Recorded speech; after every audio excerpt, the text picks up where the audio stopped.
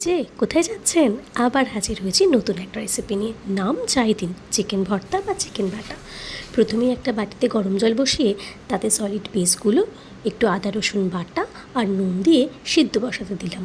আর অন্যদিকে একটা ফ্রাইং প্যানে টমেটো, কয়েক কোয়া রসুন, কাঁচা লঙ্কা, শুকনো লঙ্কা ভেজে নিচ্ছি। ভেজেও নিতে পারেন বা সেঁকে নিতে পারেন, যেটাই করবেন না কেন। এরপর কি করব বলুন তো? ঠিক ধরেছেন, শিলনোড়া। এরপরে সিদ্ধ করা চিকেন পিসগুলোকে স্ম্যাশ করে নেব, যাতে বাটতে সুবিধা হয়। অনেক সময় এই সিদ্ধ করা পিসগুলোকে আপনারা একটু সেঁকেও নিতে পারেন, আমি আজকে আর সেঁকে ডিরেক্ট বাটলাম। আসলে এই সলিড পিসগুলো নিয়ে না খুব সমস্যায় পড়তে হয়, বাড়িতে কেউ খেতেও চায় না। কী করা যায় বলুন, গতি তো একটা করতে হবে। ভাবলাম এরকমই করে দেখি কেমন হয় খেতে।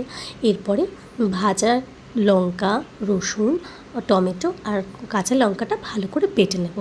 বেটে নেওয়া হয়ে গেলে এটার মধ্যে দিয়ে দেবো আগে যে স্ম্যাশ করা চিকেনটা ছিল সেটা। এবার এটাকে একটু ভালো করে মিশিয়ে নেব, যাতে ঠিকঠাকভাবে মেশে এবং বাটাটাও ভালো হয়।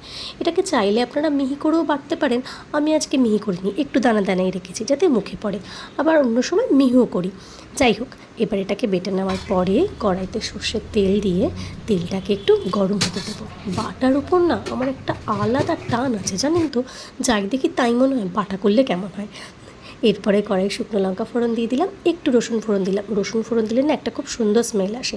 এবার দিয়ে দেবো পেঁয়াজটা একটু ভাজা ভাজা হয়ে গেলে তার মধ্যে দিয়ে দেবো স্বাদ মতো নুন, হলুদ গুঁড়ো আর একটুখানি কালারের জন্য দেবো লঙ্কা গুঁড়ো। ওই যে আগের দিনই বলেছিলাম, দেখতে সুন্দর না হলে ঠিক ভালো লাগে না।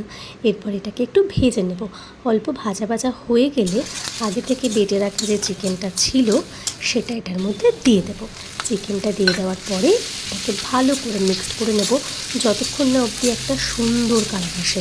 যাই বলুন না কেন, মাছ মাংসর থেকে বাটা আইটেম দিয়ে ভাত খেতে, গরম গরম ভাত কিন্তু বেশ লাগে। আমার তো বাবা খুব ভালো লাগে।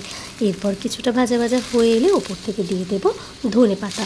বাটার মধ্যে ধনে পাতাটা দিলে একটা ফ্লেভার এবং স্মেল দুটোই খুব ভালো লাগে। ততক্ষণটাকে নাড়িয়ে যাবো যতক্ষণ একটা খুব সুন্দর কালার আসে। দেখেছেন কী সুন্দর কালারটা এসেছে?